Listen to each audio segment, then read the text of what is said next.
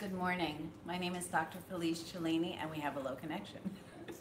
My name is Dr. Felice Cellini, and I'm blessed and grateful to be in recovery.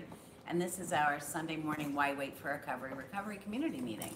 Morning. My name is Hayley, and I'm blessed and grateful to be in recovery. And happy Father's Day to all the fathers out there, by the way. Peace, dads. Happy Father's Day, Dad. I'm a compulsive overeater. I'm a binger. I'm a purger. I'm a food addict, and I'm a drug addict in recovery. I also took the easy route for my addiction in terms of having bariatric surgery because I thought it was a quick fix.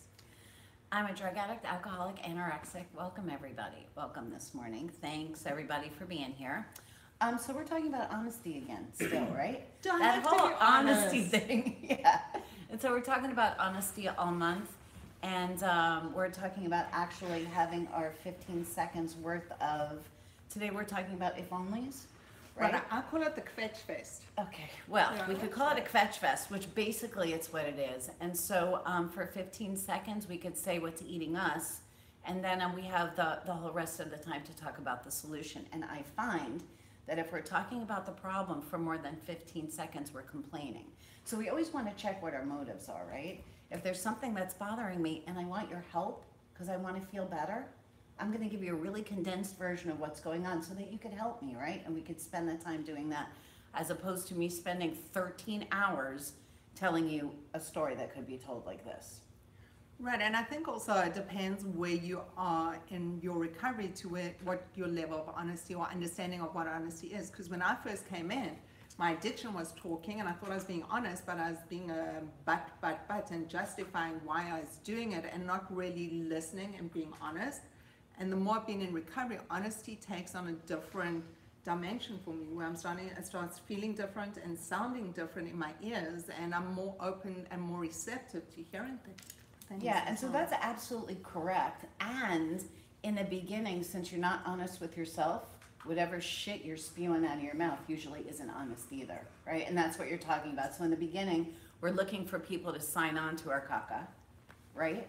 Instead of actually looking for the solution. So thanks for bringing that, because that's really true. So the more we're in recovery, the more honest, first of all, the less afraid we are to be honest, right? We're feeling a little bit better about ourselves. Our self-esteem is a little bit better.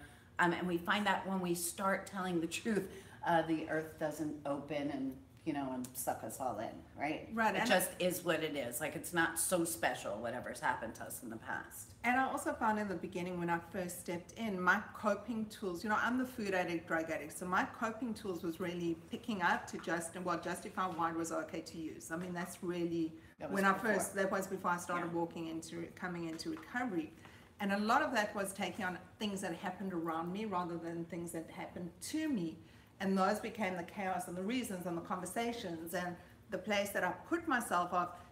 God forbid a friend's kid got sick, or this happened to someone I knew, or this happened in the world, and the world was such a crazy place.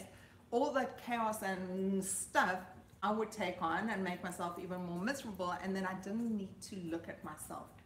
Right, and so that's what we talk about too, right? Is being able to be honest with ourselves and take a look at ourselves. And guys, recovery is hard. It's super worth it, but it's not easy. If it was easy, everybody would be doing it. And so to step into recovery, our thing is not to repeat the behaviors that we had before. And so when we were in active addiction, our addiction is what we looked at, what we were picking up.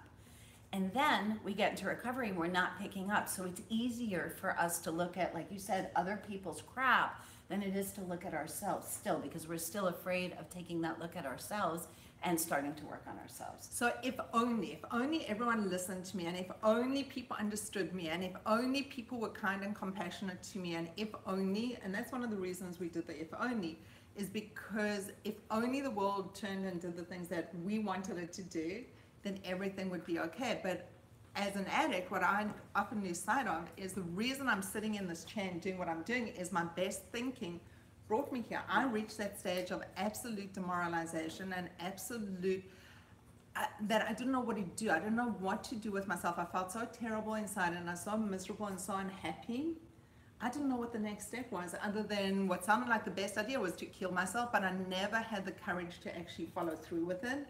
And I just didn't have any other answers. So all of a sudden, stepping into recovery becomes a program of how to deal with things.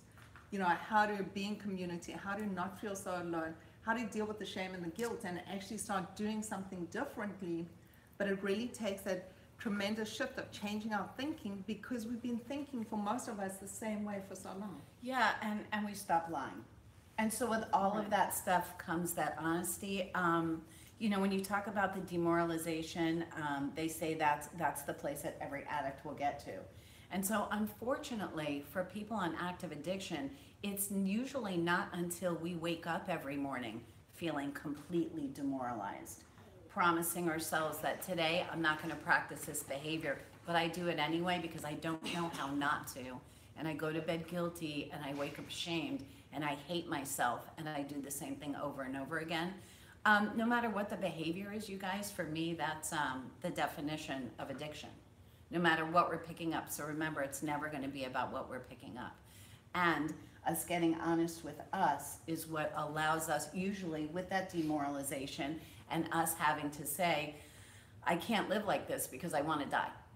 You know, I want to die. And I need to learn how to wake up not feeling so horrible.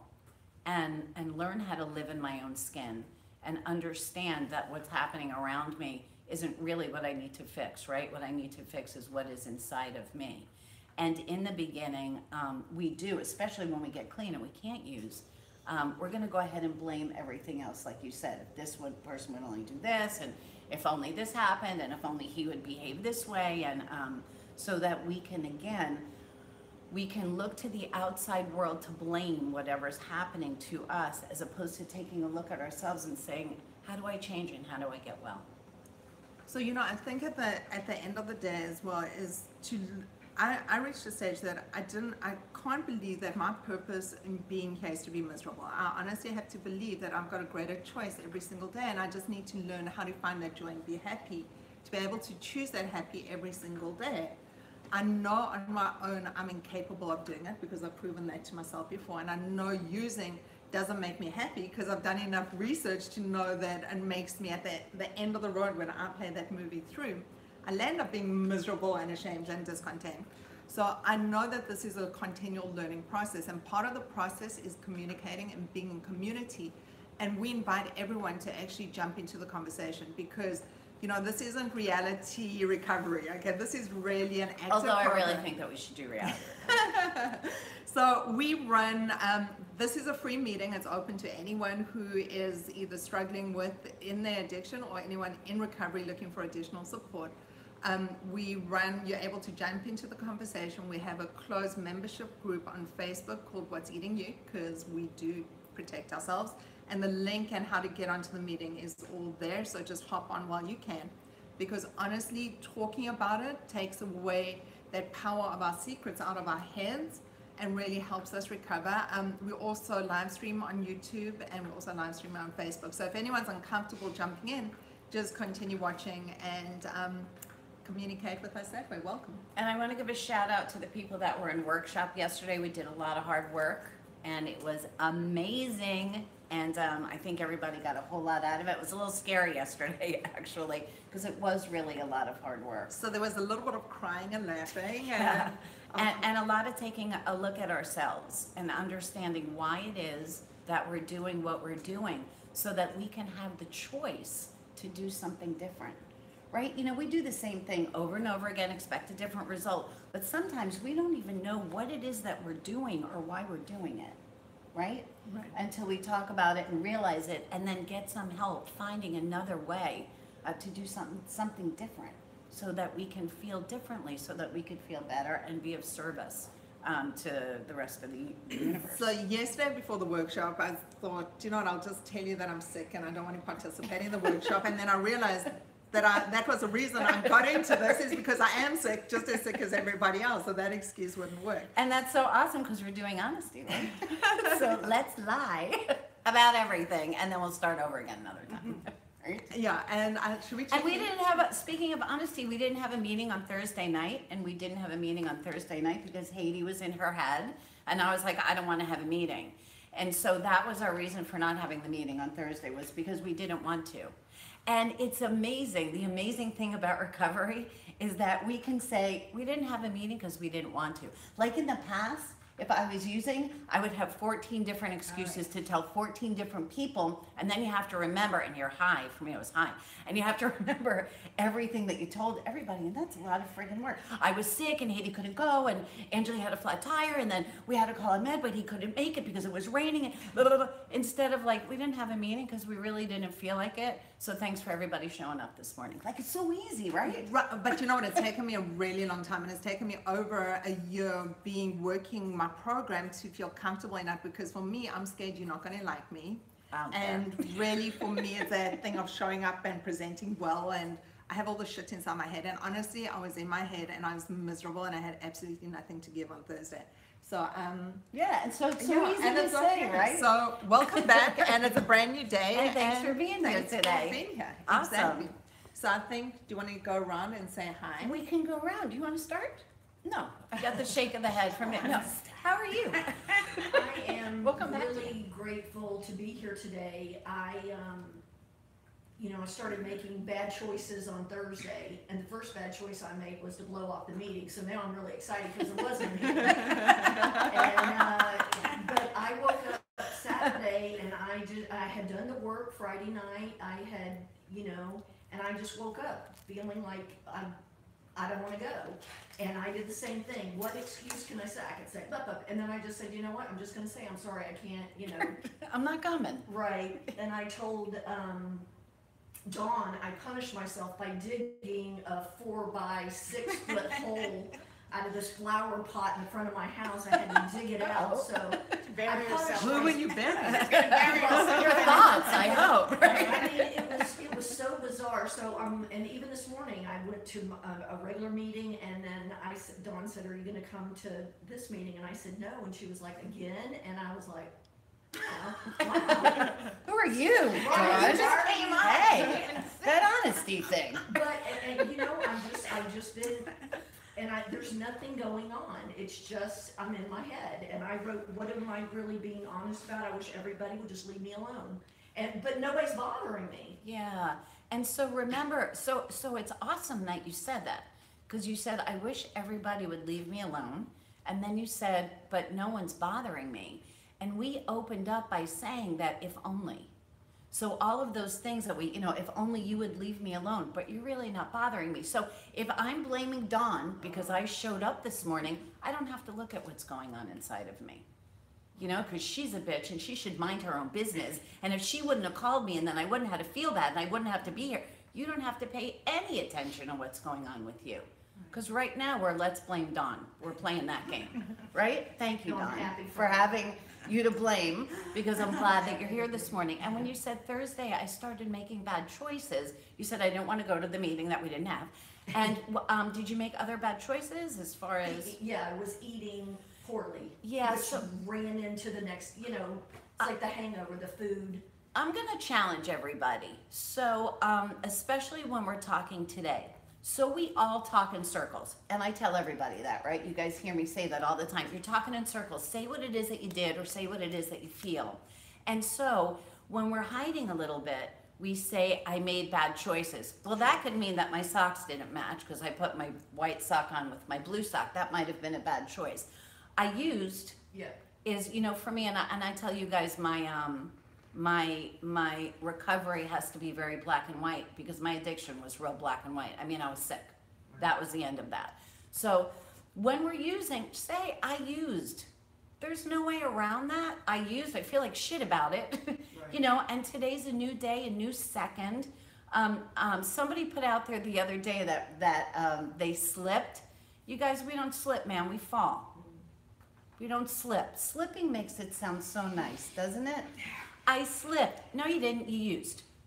So I'm gonna challenge everybody, especially on the Why Wait for Recovery page, if you're posting, or if you're posting on What's Eating You.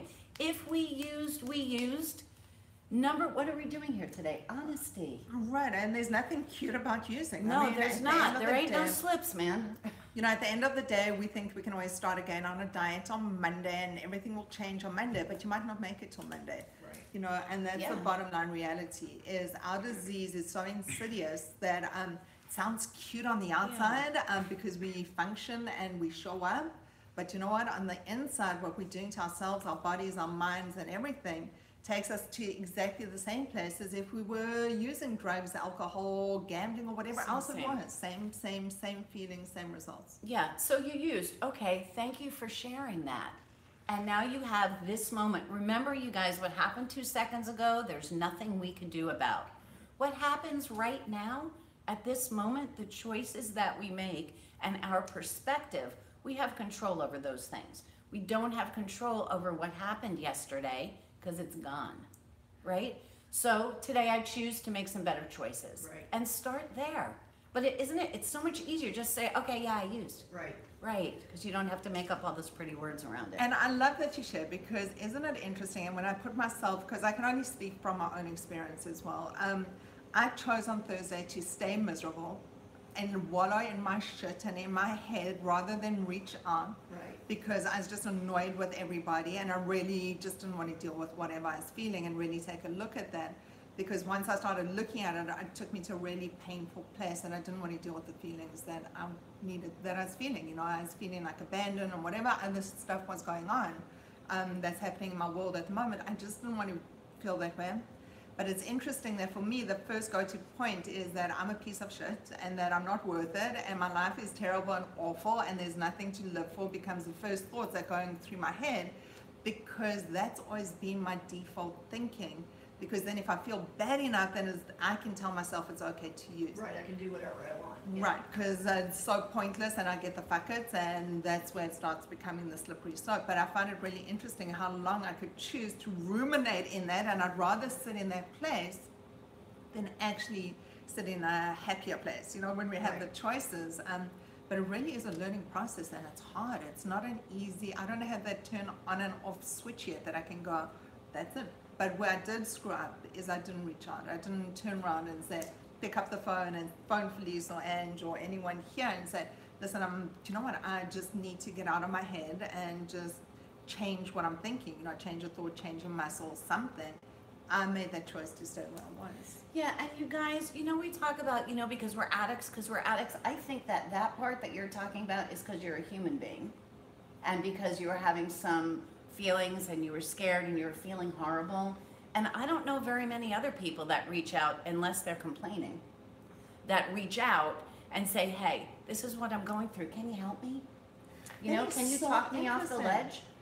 No, that is so interesting because we saw, well, for me, I'm so comfortable and I was so comfortable complaining. And it seemed to be more acceptable in society to Yes, complain it how my is. hips sore and my weight's up and whatever Oh, the how story. you're a Oh, and I'm victim. a victim and it's so much easier to communicate on that level. But when it comes to emotions, all of a sudden, and that's like our primal thing, and it's been the same thing throughout time. Our stuff has changed, but our feelings have always been the same.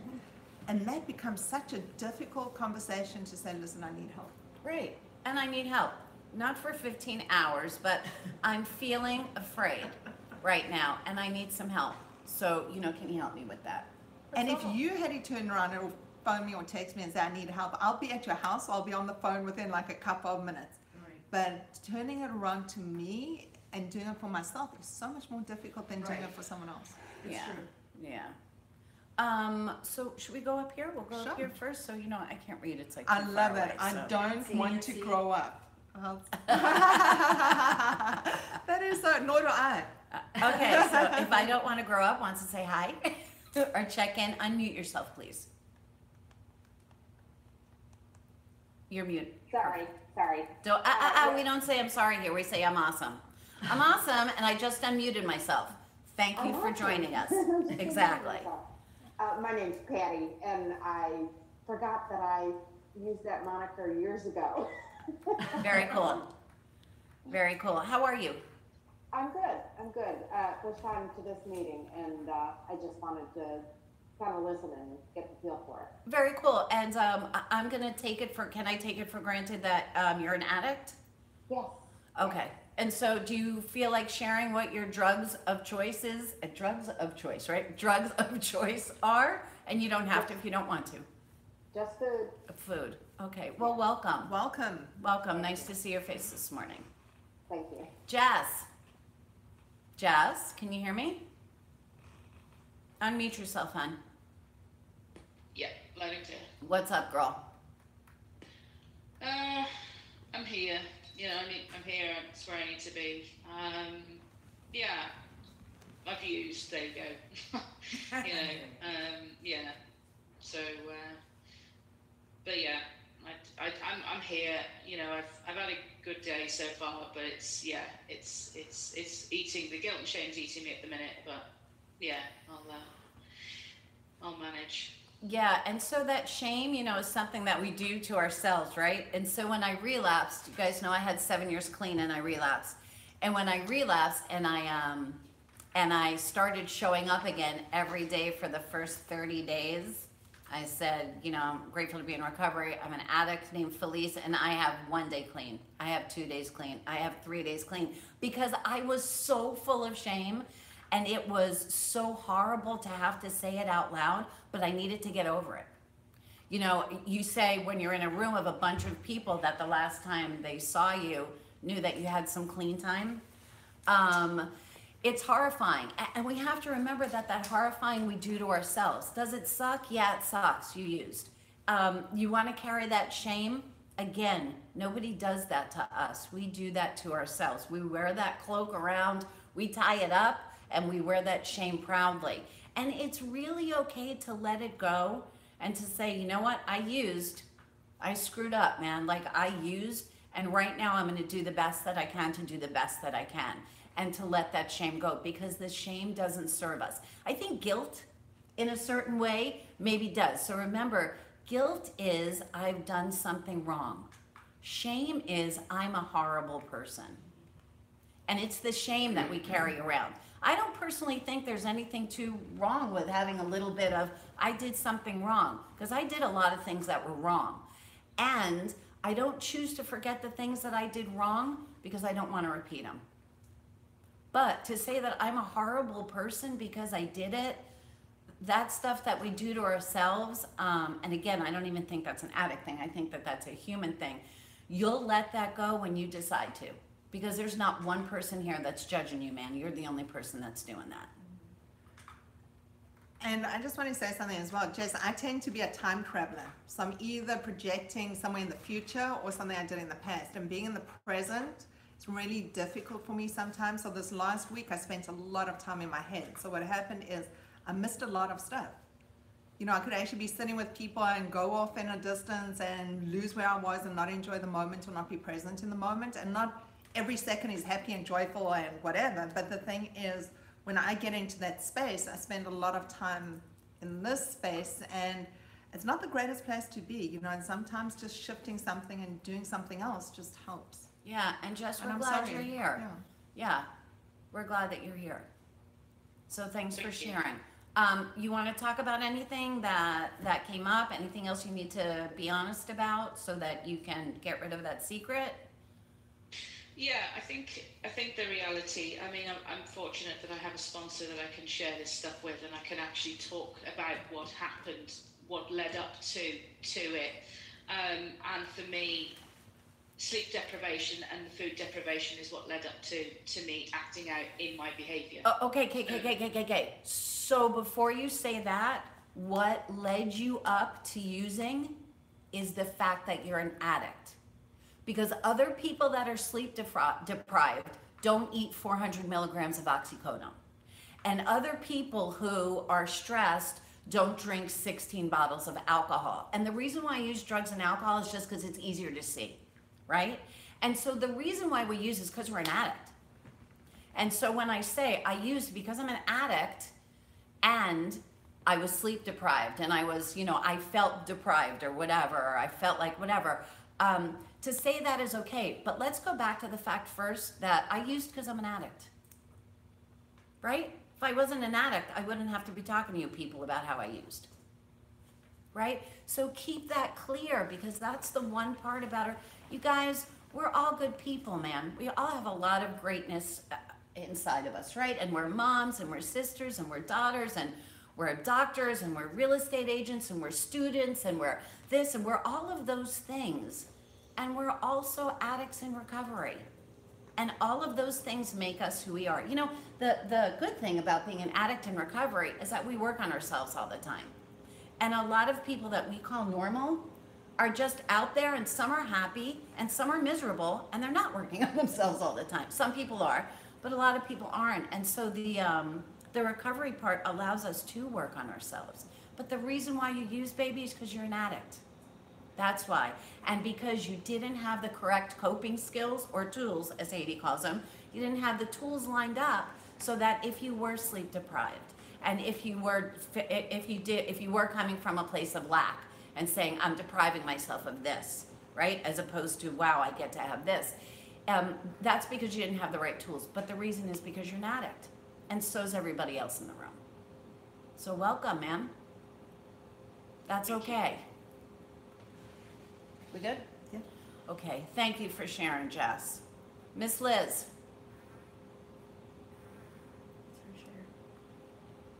My chair? Good morning, how are you? I'm doing pretty well. I've actually had a really good couple of weeks. It's funny because the pendulum has kind of swung for me, and I find that whereas I used to feel hungry all the time, and I was thinking about every meal, my next meal, while I was eating the one that was in front of my face, I'm not doing that now. Now I'm having longer periods of time where I'm not hungry, I'm not thinking about food, and I'm just kind of enjoying my day. So some of that obsessive behavior is gone, obsessive thinking is gone. Yes. Yeah, and so I'd love to see you come in here and share and have that little bit of a smile, because a couple weeks ago when you first joined us, you were all kinds of pissed off, and you certainly didn't want to hear nothing that was coming out of my mouth. That was for sure, right? And it's awesome to see you here. You know, you came, you accepted what was happening around you, you shared, right? Whether you wanted to or not, you shared every time. And I commend you for that. Really good work. So I just wanted to share something with you. So I come from a family that we food addicts. I mean, there's no doubt about it. The first time in college that one of my boyfriends met my mother, we lived in different cities. My parents flew in, we went to go meet them. My mother brought 100 pounds of food that she had prepared. So all we were doing was schlepping boxes off the conveyor belt at the airport of prepared frozen food. And as a family, we'd sit down at a meal discussing the next meal. So this was like the whole conversations. The books we read were cookbooks. I mean, and that's what we used to share. So I 100% understand that. And even though I had the bariatric surgery, and even though I sleeved, and even though I lost weight, they reached a certain stage where food still became that thing where I'd get into my head and I'd start counting down. This doesn't look like enough food, where I'm going to have to wait till lunchtime, until I really started working on my recovery. And then it's not about the food. Then it becomes about, because we lose time. The more time we're spending about the food, that time we could be using doing something else. Right. And when we have those choices, all of a sudden that's something that starts happening over time. It's not something that happens straight away. It's like retraining our brain in a certain way. And it's absolutely retraining our brain. So that's absolutely right. And you guys, it's never about the food. And it's not about the oxycodone. And it's not about the alcohol. And it's not about that I didn't have enough sleep. It's about I'm in active addiction and I need to take a look at myself and understand what I'm feeling and what's driving the behavior, right? Because it's not the behavior that's driving me. It's what I'm feeling and how I'm dealing with the universe around me that's driving my behavior. And for us who are addicts, that behavior is using. And also for me, that behavior is showing up in ways that I don't want to show up. I'm not kind, I'm not compassionate. I end up saying things that I don't mean. And I end up being witness to a million events that I was never there at. And, you know, my life becomes so chaotic that I don't show up the way that I want to be as that kind, compassionate, loving person. And I'm living in another time zone. Yes. That's pretty funny and true. And it's true. So yeah. So thank you so much, Liz. It's good to see you here this morning. Miss Laura, did you use up all your words yesterday, or do you want to share? We said a lot of things yesterday. I said a lot yesterday, Yeah. which was really great. Honestly, I have nothing new. Right. That just happened. Yeah, it's good. It's a good thing. I'm really glad that you're here this morning. And thanks for Thanks. doing all that hard work yesterday. So thank you so much, and thanks for sharing as much as you did Yeah. yesterday. Appreciate it. And you help everybody when you do it, so thank you. So I just want to point out as well, in the workshops, it's a little bit more intimate. So we get to delve into things that we know are not being broadcast across the web and the universe. So we actually get to really work on things, you know, the emotional side of things and the things that happen because we're in a small group and we get to know each other really, really well. And it's a tremendous support. So I find I learn so much. You know, I learn from people's courage. I watch how they grow during the time that they're doing it in terms of their sharing. You know, we grow up in recovery. It's really true. Yeah, and the workshop is about why. You know, here we talk about what the challenge is. We talk about changing our perspective. The workshop is about why. Why am I the way that I am? How am I viewing the world? And how do I change my perspective? Because we have that time to do that. So, but a lot of really hard work and a lot of really good work, and we're all like, wow, really. So it was very cool. So thank you again. Nancy, do you want to unmute yourself? Thank you. Hi, Good morning. How are you? I'm great, actually. Okay. But I wanted to just talk about what Haiti said earlier. I completely agree with what she had to say about being broken, demoralized, defeated, and depressed. Mm-hmm. And that's where I was 4 weeks ago. And I started eating properly. And despite the bag of popcorn that I whined about 2 weeks ago, you told me to let it go, that I've got to let it go, and I did, and stuck the program for another 3 weeks. And I'm really proud of myself for that, for sticking with it, even though I wasn't seeing any losses or anything like that. So I'm feeling really good because I got on the scale yesterday and I was down 2.5 pounds. Okay, and so thank you so much for sharing that, Nancy. We don't talk so much about the food and our weight and stuff like that. And so Yeah. the fact that you did what you needed to do to keep yourself healthy is awesome. And I commend you for that. And then as you learn to step into recovery and you're looking at yourself, finding out what feelings that you're having that's driving your behavior, that allows you to relapse. That's going to be the stuff that's going to allow you to stay in recovery. Because remember, we could all stay on a diet for a while. We could all stop drinking for a while, right? But we can't stay stopped. And the reason why we can't stay stopped is because we're addicts. And the reason why we act with this addictive behavior is because there's something wrong here, right? You say, I got a thinking problem. You know, I don't have a drinking problem. I have a thinking problem. I don't have an eating problem. I have a thinking problem. And so it's learning to change our thinking so that when something happens, I don't pick up a bag of whatever. I pick up the phone, you know, or I write in my journal. Or I say, hey, what's going on with me like now? I think that I'll go out and be of service to somebody else so that I can get out of my head right now. And so those are some of the things that you're going to learn to do. And I'm really glad that you're here and being a part of today. So thank you for that. And Thank you. what recovery did for me as well is it takes the power away from that little black box. So where that scale used to determine how my day was going to turn out, if it was going to be a good day if it was down, or if it was a bad day when it was up.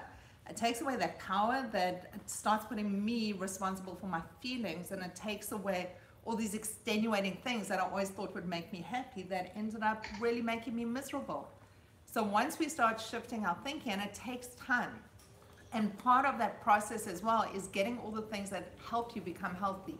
So for me, I see a therapist, I come to these meetings, I participate online, I'm part of our group, I'm part of the fellowship, I do service, I do my gratitude journal. So all these things I'm doing, not because I have to, I do these things because I'm told to, that I'm told that they will work if I do this and I will start feeling better. And you know the weirdest thing is, they do work. Because when I was relying on my thinking kept me sick and miserable and demoralized and guilty and shamed. And the beauty is, if you do the stuff that you're told to do, if it's not working, we'll give you back all your shame and your guilt and all the stuff after 30 days. So my challenge is really that gratitude, to do that gratitude every single day for 30 days, see how it goes. And just make an effort to every single day post it, no matter where you're posting it. So you share it. Or as you're saying, or do your gratitude list for 30 days and don't see how it goes. Just do it.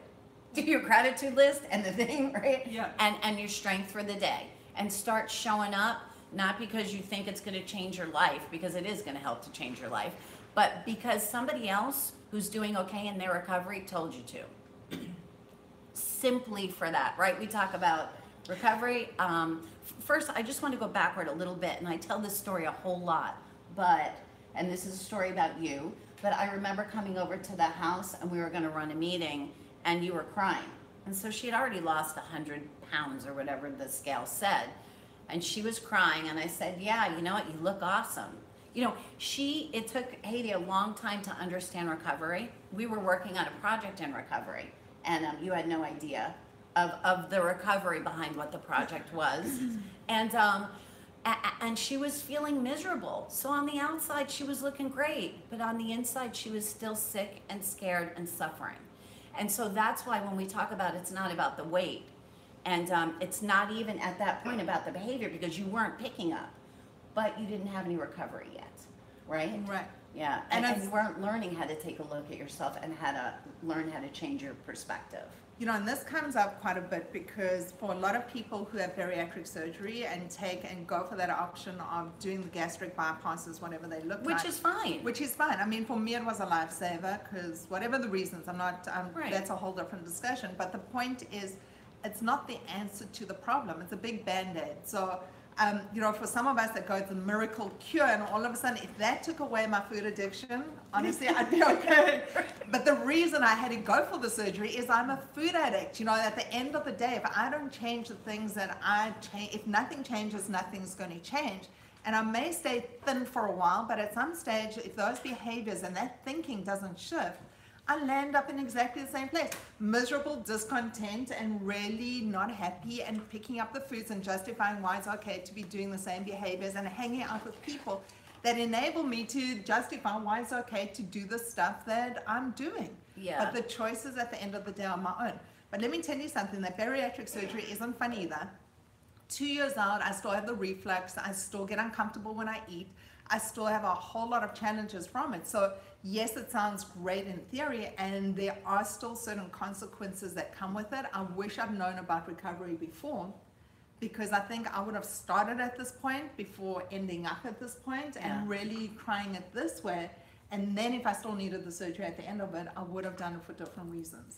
Yeah, and so the surgery is great. You Yeah. know, a lot of people have it, so shout out to whoever's had it, and that's your first step. I always say having your surgery is like living in a treatment center. You know, I lived in a treatment center. I had to be taken away from myself so that I could stop using in the beginning so that I could start getting some recovery, right? So we talk about cleaning out the dopamine receptor. The sugar and the starches touch the dopamine receptor, and that keeps us in that state where we're constantly craving, where we have that mental obsession and that feeling that we absolutely need to eat whatever it is that we're craving. And so with that part goes away. And so when you're in treatment, that part, you know, well, when you're in treatment, if you're not savvy enough, you don't get to use. So I wasn't savvy enough to know how to use while I was in treatment, fortunately. And post the bariatric surgery, we even see, you know, you guys, I'm a physician assistant and I practice internal medicine and endo. And I have so many patients that are post-bariatric surgery that wind up, and I see them because they're type 2 diabetics, because they've lost 100 pounds and they gained back 120. And the only thing that didn't change for them is their thinking, right? When we go on Facebook and we look at the different groups and we see people who are post-surgery and they think that their behaviors before were okay. They're not. They are okay. I mean, everybody gets to choose their behavior. I get to choose to stay in active addiction or be clean. That's a choice that I make. But again, if I'm not changing what I'm thinking, I'm not going to change my behavior. And we say, you know, if I do what I did, I'm going to wind up where I was. And there's no way around that. I mean, that's just common sense. Right, and I just want to also give a little word of warning. You know, there's a lot of opinions out there. anytime I've seen so many opinions on Facebook and justifying why it's okay for people to do what people are doing because people want to do what they're doing. Right. So really, I think when it comes to recovery, look at the people who have got successful long-term recovery and get advice from them, because whatever they do is working for them. You know, it's not people who are using and justifying. That's not the people I want to Right. listen to, because I know where that takes me. Right. And you know, we say, you guys, you know, if recovery isn't for people who want it, because everybody wants to be in recovery, and recovery isn't for people who need it, because every addict in active addiction needs the recovery. It's for the people that are willing to do whatever it takes to look at themselves and to get help making those changes so that they don't have to keep repeating the same behavior. And I'm gonna I go can to Dawn. feel you wanting to jump out of your No, seat and to I want say to talk with something. Dawn anyway. Hi, Dawn. Hi. We missed you. How are you, Mama? I'm okay, thank you. I'm not great because, Speak up a little bit, baby. yeah, I got something on my mind still. I mentioned it last week or before that, about losing one of the dogs, and I'm feeling at home like my brother-in-law blames me for that, and I don't feel responsible. Mm-hmm. And I find myself, I'm gonna be honest here, wanting to say, if it's anybody's fault, it's so-and-so's. And that's a terrible, you know, I'm praying about it, don't do it, I'm not gonna do it. But I feel like, you know, I know it's my ego, but it's also living with him, and can be a very dismissive person. Mm-hmm. And so. How does it make you feel when he's dismissive with you? Dismissed. Yeah. It makes you And feel not worth his time, historically, correct? He has been my excuse to go out and use. Of course. Historically. Of course. So, you know, I just need to voice this stuff so that.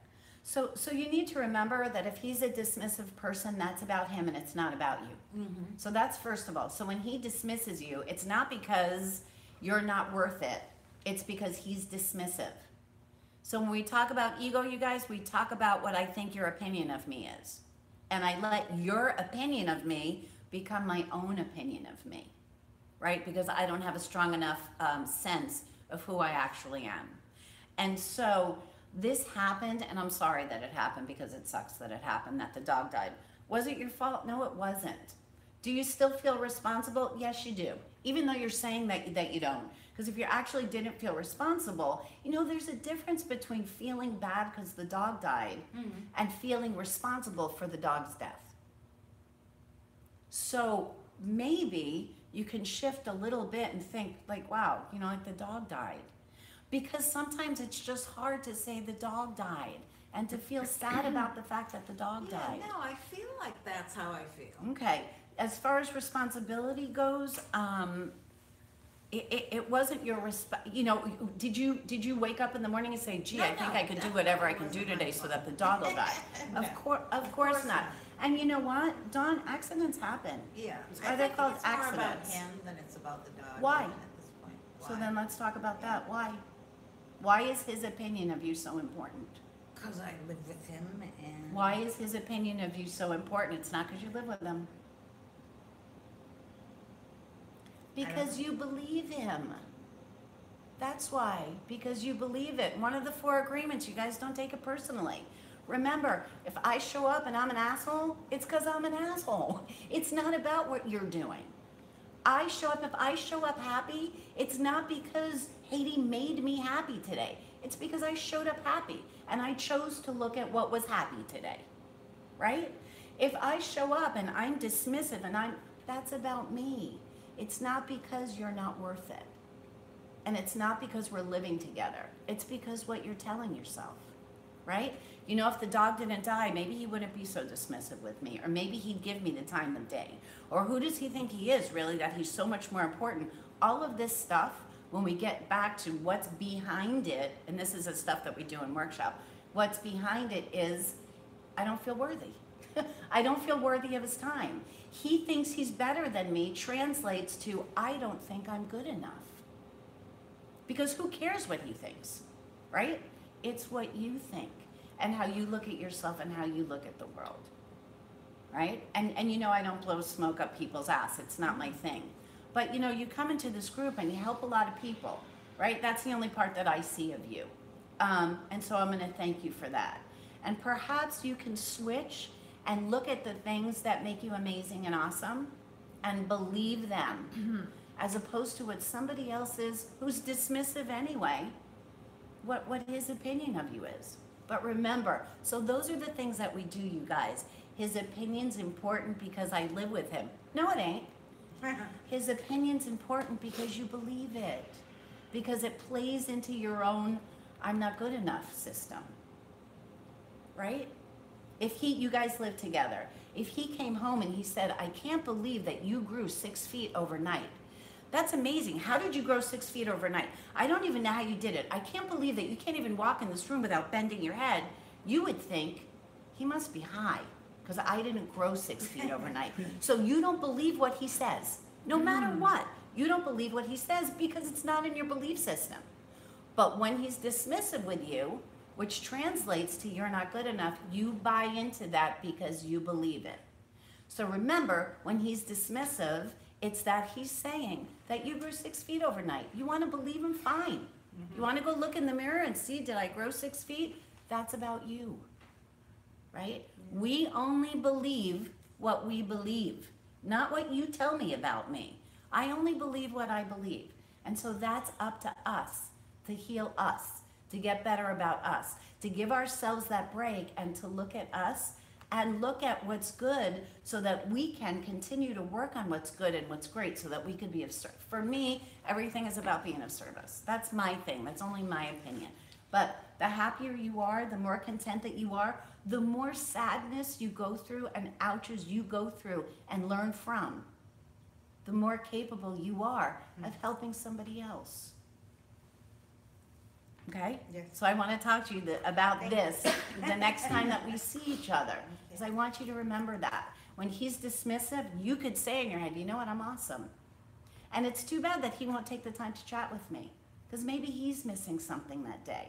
And maybe if he was a little bit more open-minded, he'd be happier. But again, that isn't your business, right? It's just your business to do your best, which is what we see you doing. Right? It's what we see you doing. Good share. Thank you. Okay. That was a lot. I'm going to go back to Angeli. Hi, Ange. Hi. Good morning. Good morning. I know we talked a lot yesterday too in workshop. Anything that you want to talk about this morning? I don't think so. I think everything's good. But I do want to share something from workshop yesterday, if that's okay. Yeah, of course. So without speaking about specific events, yesterday we, part of the workshop we had to, was to discuss, to go around the room and we shared a secret that's keeping us sick in our recovery. And so, Felice is my sponsor, which I think everyone knows already. But, so something that you tell me a lot is that it's not about, and you say this a lot in general, don't talk about the event. It's not about the event, it's about the feelings behind the event. And I, for a long time, and up until yesterday, don't think I really understood that until workshop, because we all went around and shared whatever it is we shared. There was 5 of us, and we each had very different things that we shared. And in that moment, I saw that we all had the same general feelings associated with it. And I know you always tell me, it's not about the event, it's about the feelings. And I would think, well, no, you don't get it. It is about the event. Right. And yesterday I had this light bulb moment, so to speak, and I was like, oh, it is about the feelings we put behind the event. And that was really good for me because it helped me move forward a bit in that part of my recovery where I didn't even know that I needed help in, you know? Yeah, so I'm glad you said that. So you guys, it's never about the event because the event happened, right? Yeah. How long do we live in the event and how long do we live in those feelings that we've attached? The sadness or the fear or the hurt or the anger or, and again, we say this every meeting, fear is I'm afraid of losing something that I have or I'm afraid of not getting what I want. And all of our negative feelings are fear-based. All of them. I'm not going to get the respect of the community. I'm not going to have a nice car. She's not going to care about me anymore, so I'm not going to have her love. He isn't going to respect me anymore, so I'm not going to have his love. He isn't going to want to talk to me anymore, which means I'm not good enough. All of the things that we're afraid of losing or not having, that's all what fear is. And again, so when we talk about things that happen, so if we're going to talk about the event, the dog died. That was the event. That happened. The feelings that you have, which at this point doesn't have to do with the dog died, has to do with how you're presenting or how your brother-in-law is presenting. And then we find out it's not about how he's presenting, it's the feelings that you have behind what's happening. That's one of the hardest lessons I think that there is to learn in life, because we all pay attention to the event. This happened. It's not that the dog died. It's that I'm so sad and I feel so lonely and I feel so hurt and I feel so, it's about those things. It's not about the event that the dog died. Maybe some people have a dog die and they don't care. And some people have a dog die and they're devastated because they feel lonely and they feel scared to feel lonely like that. And that's okay. Those are human emotions, but we want to get to the emotion so that we can learn how to change our perspective a little bit and have some understanding about how we feel. And some healing. Absolutely, thank you. Yeah, right. So that we can heal. Thank you. Yeah, thank you. Yeah, and actually something else that came up yesterday, which was sorry. Something else that came up is when we're in that space, it can be really lonely. And to find someone that's an accountability buddy, even if you're not the type of person that you can reach out to a whole group of people, find one person you connect to. So at least you can reach out to that one person. Yeah, and that can be anybody, you guys. Anybody. Ange? I was just gonna say back to what you were saying about the event, is that I think that sometimes, well, I know for me this is the case, that like we justify the event as being, we judge it in comparison to other people's events, stuff that's going on. And for me, it was the thing, well, if this thing is bad enough, then it's warranted that I can talk about it. And if it's not, then it's not good enough. And To talk about, you mean? yes. Uh-huh.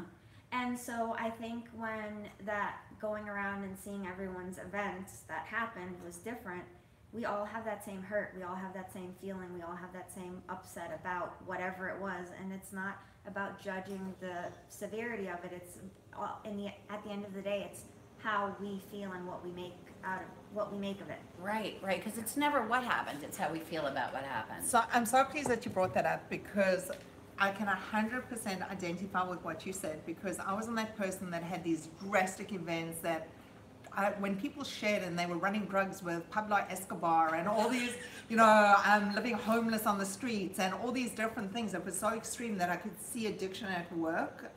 Mine was so mild, but it also kept me as an addict for so long, because I kept that stuff inside of me that I didn't think that it was good enough to share, or It's almost like we that have shame about dramatic. not being good enough. That's not good enough or dramatic You're not enough sick or enough to be exciting an enough. addict. What happened to you, 100% right? that you're going to judge my share on a scale from 1 to 10, and if it's like the most extreme, I'll get the gold star. Right. It's like that crazy fucked up thinking in my head. So I'm so pleased you said that, but I'm finding it's the little stuff that keeps me sicker than the big stuff, because the big stuff takes a tremendous amount of courage to share, but the little stuff happens just about on a daily basis, and that's the stuff that I'd rather just gloss over and not deal with, and that's the stuff that keeps Adds me up. really, it Yeah. adds up over time. And I think it takes a tremendous amount of courage to be able to say, this is what's going on.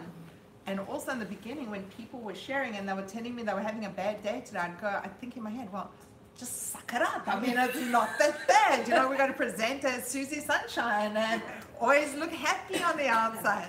Until I'm actually realizing it helps them get, in those 5 minutes, they've said it and they've moved on. Right, and they've moved on, and that's one of the important parts too. And no matter how little it is, whatever the feeling behind it is, that needs to change. We need to be able to change our perspective about that at some point, or we're going to stay sick and scared. Yes, ma'am. And Sorry. Oh, go ahead. I just wanted to say too, real quick, that I know you guys said already we had a really great workshop yesterday. Speak but up, baby.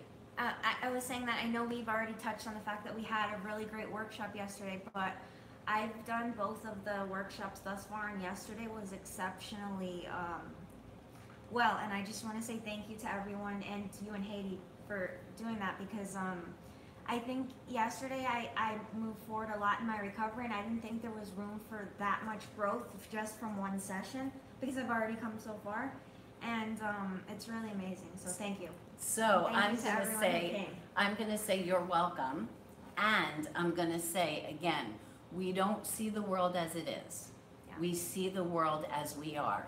You received and you shared yesterday because every single thing that you've done in your recovery brought you to that place, right? So fortunately, Angelique's an overachiever. She does every workshop. She's done step work 5 times. I'm not kidding, 5 times. She does anything we tell her to do because she was sick enough and scared enough to say, I don't know what to do. So tell me what to do and I will. And so every single thing that you've done in recovery brought you to a place yesterday where, as petrified as you were to share what you did, you shared it. And nobody died, right? The earth didn't cave in. There wasn't an explosion. There wasn't an earthquake. No fires broke out, right? Yeah. And nobody really fell off their chair because of what you shared, right? And now you get to talk about whatever it is that the feelings are you have attached to that.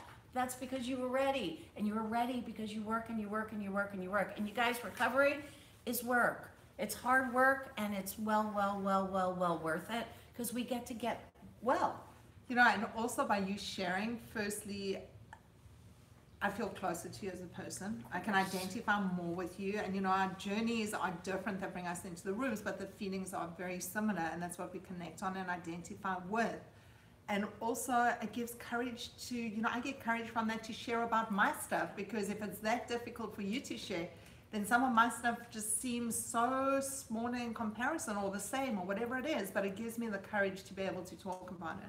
Yeah, and it also lets it be okay. Right. You know, when you say I have the courage to share, it's because it's okay to share it. Right. It's okay.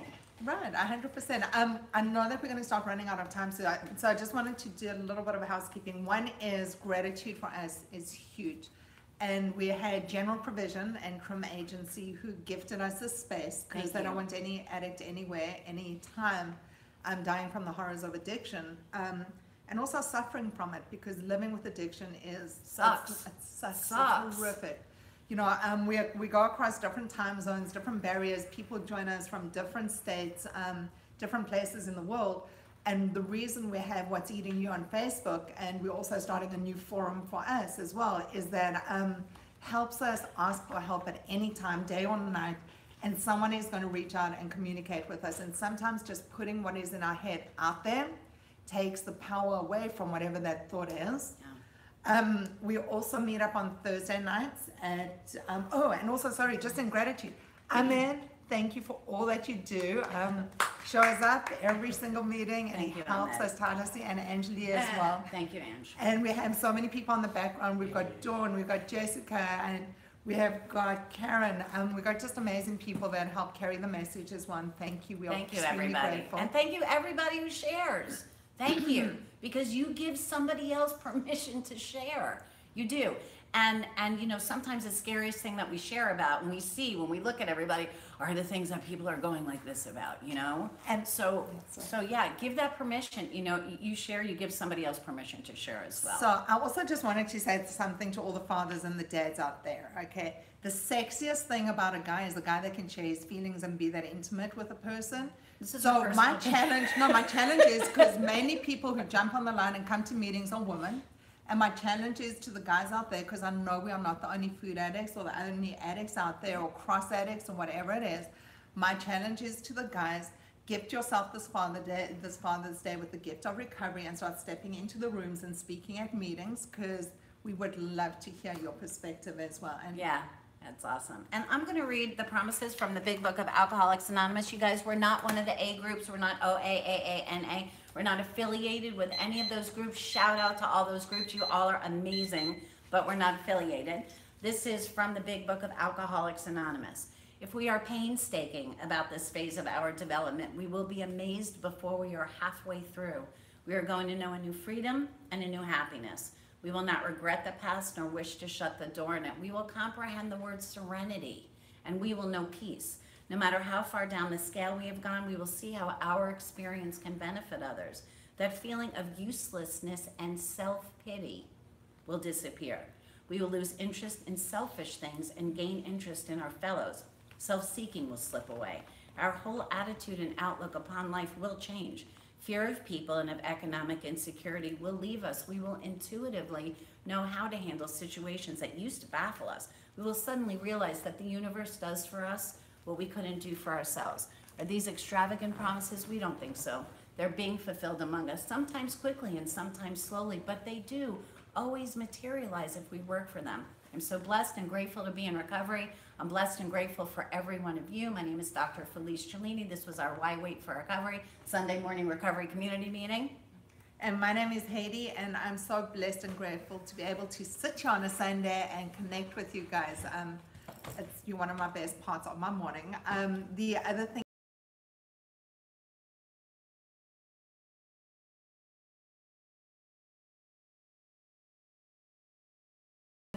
Thank you. Cheers.